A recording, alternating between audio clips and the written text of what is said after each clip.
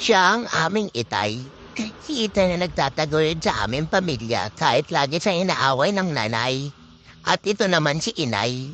Si inay na mukhang mabait pero lagi inaaway si itay.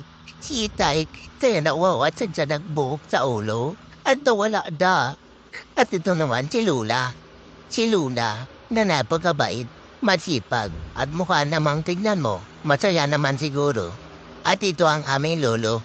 Si Lolo, na paldo-paldo. Lagi na lang busog. Ay gutom. Ito naman, ang aming, ang aming angkol. Lagi nasa gubat. Kaya hindi na nga kapapagupit.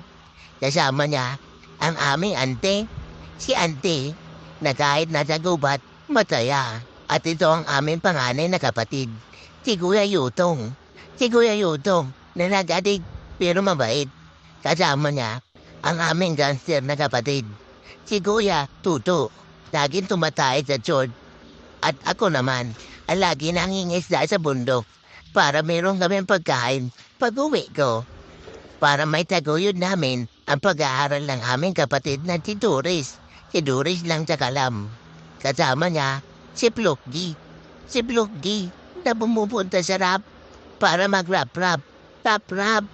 At ito, si Angkol. Nagiinom lang lagi. Pinangiinom niya lang lagi. Ang kanyang pira, ayaw niya na sa amin. At ito naman, si Kuya James. Si Kuya James na laging broken. Broken na lagad ayaw sa kanya ng babae.